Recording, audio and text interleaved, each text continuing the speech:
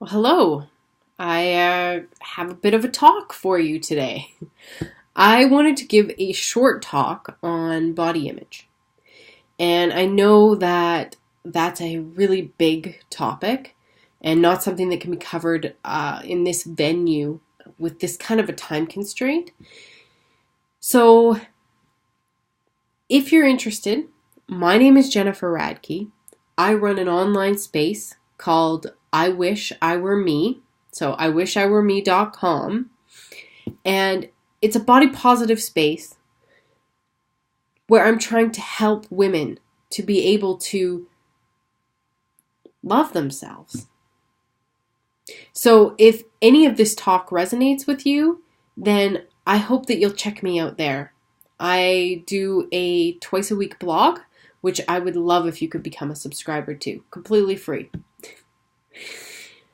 So body image. Let's talk about body image. What is body image?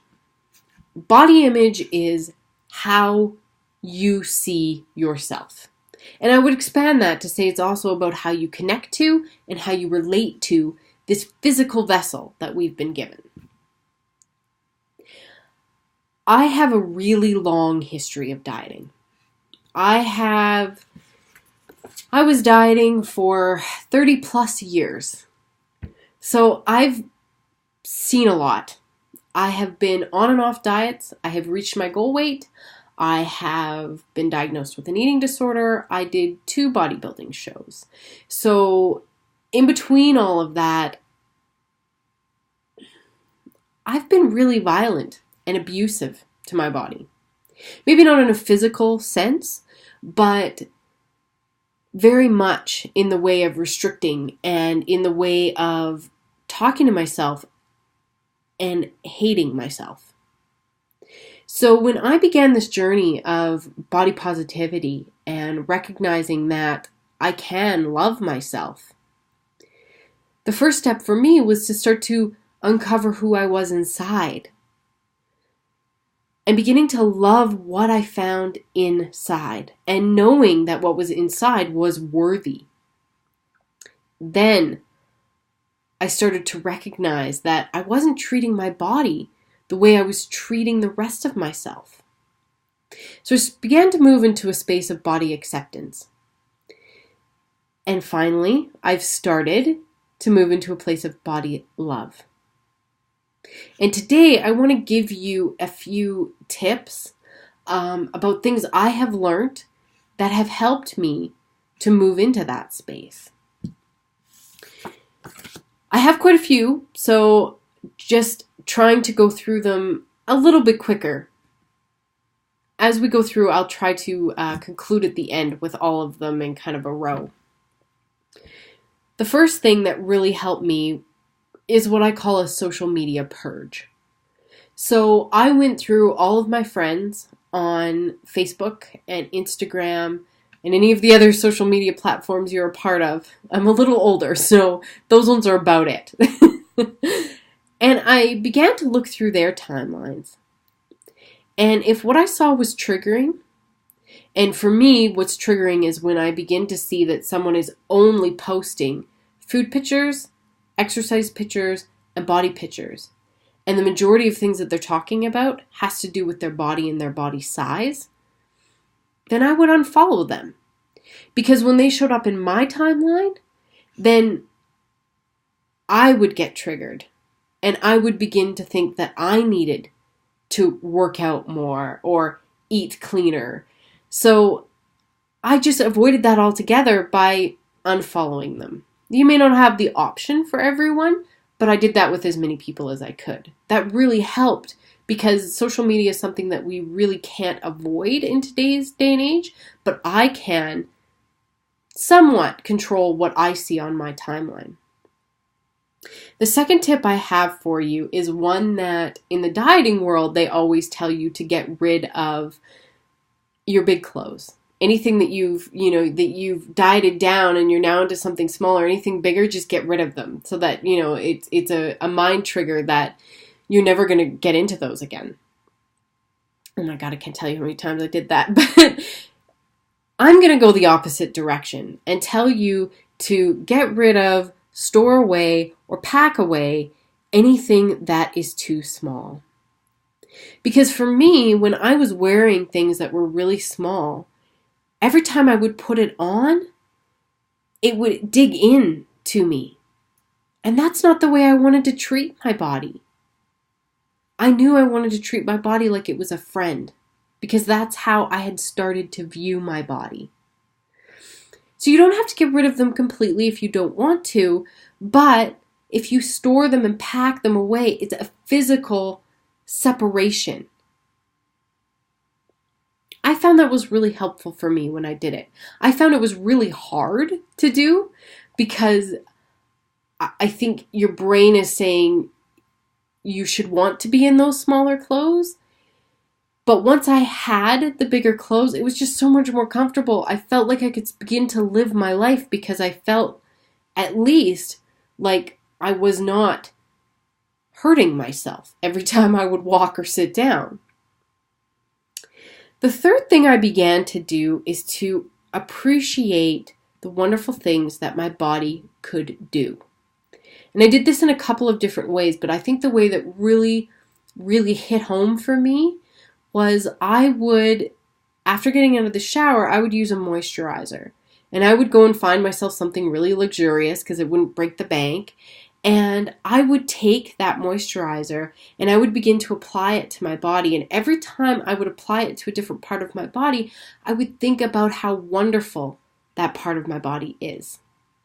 So I live in an apartment building that doesn't have an elevator. And I'm a bit of a pack rat. So I have a tendency to always be carrying bags. So when I was moisturizing my arms, I would appreciate the fact that my arms had the strength to be able to carry those bags up 3 flights of stairs. When I was moisturizing my legs, I would appreciate them for me being able to stand at the sink and do dishes because we have a dishwasher, but it's not really great. So I do spend a lot of time doing dishes. So being able to appreciate your body for the wonderful, wonderful vessel that it is, the amazing things it can do, is a great step in the right direction. And you can do this in so many different ways, but I think that for me was one of the best ways I found to really connect with my own space. The next thing I started to do was watch the body talk. So when we're out and about, it's really prevalent. I mean, just stand in line at a grocery store and look at all the headings, and at least one of them, more like probably 5 or 6, will talk about weight or bodies or wanting to change your body. You go to the gym and you see it everywhere about wanting to improve the look of your body. You even go to work and you begin talking to people, or like I recently did, and you go to a dinner party and the talk is about weight. Not health, which is what we all say we want to improve, but weight. So beginning to become aware of what's happening around us and the talk that is just like social media sinking into our brains is the greatest first step. Beginning to watch your own self-talk about your body is also something that is really helpful. If you can begin to realize that every time you pass a mirror, all you do is say, oh my God, I so need to lose weight, or I can't stand that belly roll, like whatever it is, if you can begin to stop that, not even replacing it with something new, just stopping that and going, I want my body to be my friend. That begins to change your mentality about your body so much. When you stop criticizing your body, that's a huge, huge step. The next thing I found that really helped me was beginning to take my self-care seriously. So self-care is this word that gets thrown around a lot. And it's really important. Many people think of self-care as the massages, the pedicures, the nights out with the ladies, these types of things. And those can be very much. But if those things are just something that you're adding to your to-do list, then they're not really self-care because it's just one more thing you have to do.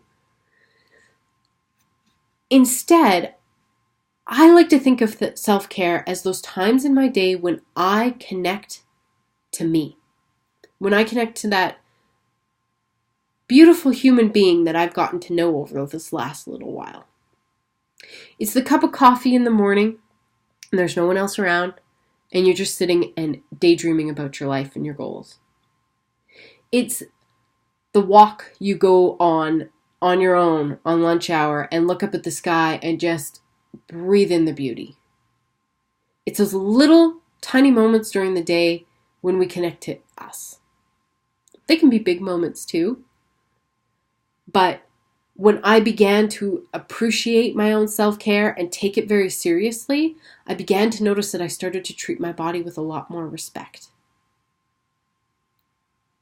The last thing I think that really helped me was to begin to focus on other life goals.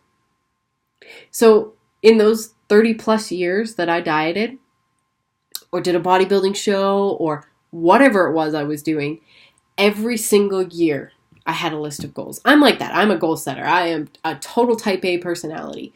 So every year I'd put that on my list. I'm going to lose weight. I'm going to be X amount on the scale.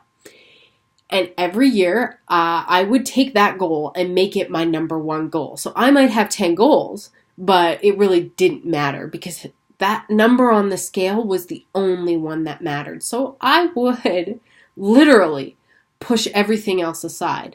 In all those years, I think I've put write a book on there just as many times as I put lose weight on there. And you know which one has always won? So when I started taking my other life goals seriously, when I started to go, okay, what else do I want in my life? I don't want to lose weight anymore. Let's not talk about losing weight anymore. I want to start treating myself with the love I know I deserve. What does that mean? What does life look like? And I'm going to tell you, because of the amount of time I spent in diet culture, that took a long time. And it's still a work in progress. But I'm going to tell you that by doing these simple little things, I have started to become to a place where I actually am starting to love my body. So to kind of go over them again, just to kind of solidify them and conclude the video, first of all, do a social media purge. Second of all, do a small clothes dump store pack. Thirdly, begin to find a way to appreciate your body for the wonderful things it does. For me, this was moisturizing, and that's how I began to really physically connect with my body. Number 4 is watch the body talk that happens around you and the body talk that happens inside of you. Number 5 is begin to take your self-care really seriously. And the last one is to begin to bring some attention and some focus to your other life goals outside of losing weight. I hope that this has made some sense and it's kind of helped out a little bit with moving you into a beautiful relationship with your body. Again, my name is Jennifer Radke. The name of my company is I Wish I Were Me. You can find me at iwishiwereme.com. I'm also on Facebook. Just search for I Wish I Were Me, or Instagram. Same thing. My handle is at I Wish I Were Me. And I would love to talk to you. So if you would like to take me up on my 30-minute consultation, please click on Work With Me and fill out the form. And we will work through some timing to make that consultation work. Thank you guys so much for your time.